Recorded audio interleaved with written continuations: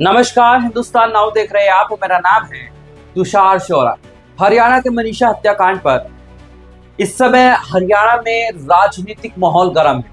हर तरफ से मनीषा के लिए इंसाफ की मांग उठ रही है कि मनीषा को इंसाफ मिलना चाहिए। और इसी को लेकर हिंदुस्तान नाउ के लिए आईपीएससी का एक पोल ट्रैकर है वो सामने आया है, जो कि जमीन पर जनता से सवाल पूछे गए हैं मनीषा हत्याकांड को लेकर, और उसमें सरकार की भूमिका पर सवाल उठाए थे और उसमें जनता की क्या राय है। अब वो आंकड़े हम आपके सामने रख देते हैं, क्योंकि जनता की क्या राय है सरकार को लेकर इस पूरे मनीषा हत्याकांड पर वो जानना बेहद जरूरी हो जाता है। सरकार के बारे में पूछा गया, क्या सरकार की तरफ से मनीषा हत्याकांड में उचित कार्रवाई की जा रही?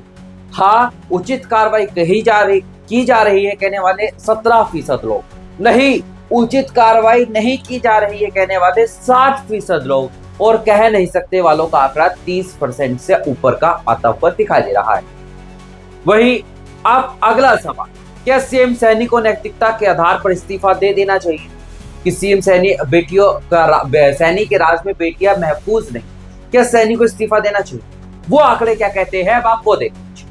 हाँ, इस्तीफा दे देना चाहिए सीएम सैनी को कहने वाले 44% लोग, नहीं इस्तीफा नहीं देना कहने वाले 32% लोग, और बाकी का आंकड़ा कह नहीं सकते में आता हुआ दिखाई दे रहा है।